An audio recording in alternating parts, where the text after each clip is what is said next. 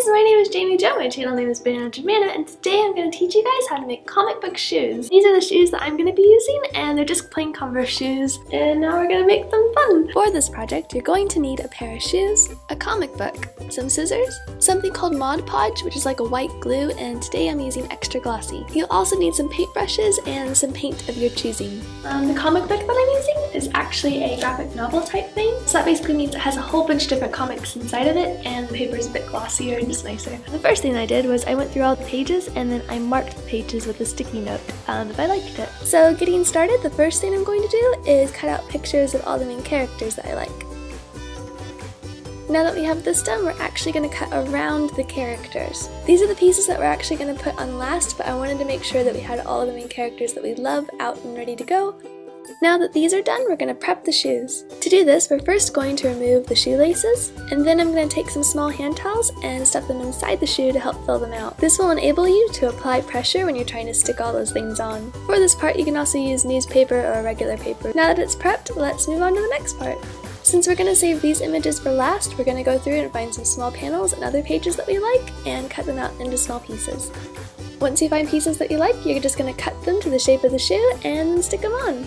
For this, we're going to use the Podge, and we're going to dip our paintbrush in there. I'm just using a medium-sized brush. To make sure that the comic strip stays on really well, we're going to paint the entire back of it and then put a little bit of glue on the shoe as well. Then just line it up on the shoe and stick it on. And then we're going to paint right over the comic strip and give it a layer on top. Then get started on the rest. For right now, we're not going to worry about the holes where the shoelaces go through, we're just going to glue the comic book strips right over it and then cut them out later. And using the same process, we're going to go over the rest of the shoe and get everything covered. Sometimes it's better if you have a bigger piece you want to use to go ahead and cut it into smaller pieces, because the bigger the piece, the harder it is to make it look smooth. And once we're done with the shoe, we're going to move on to the next one. It'll be the same process of cutting the paper to fit the sides of the shoe and then gluing them down. Then when you're happy with the base, you're going to take those main characters you cut out before and put them on top. For each comic strip, you want to put on a top layer of Mod Podge, let it dry, and then repeat 4 times, just to make sure the paper stays good and safe. Once you're done putting on the layers of Mod Podge and everything's dry, we're going to cut out the holes where the laces go. I'm using an X-acto knife here, but you can use scissors, but definitely have parental guidance while doing this. And then I have some silver metal paint here, and I'm going to paint around the rims that color and make it look nice and bright. I also have some red gloss paint, and I'm going to use that to paint over the pink, so it gives more of the Avenger color.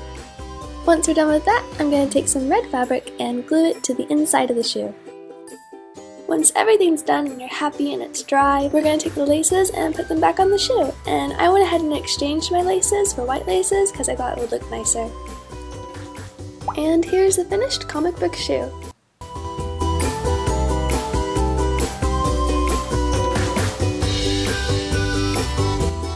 So these are the finished shoes, and I'm really happy with how they turned out. I went ahead and I did fabric paint on the inside, that way makes it red instead of hot pink.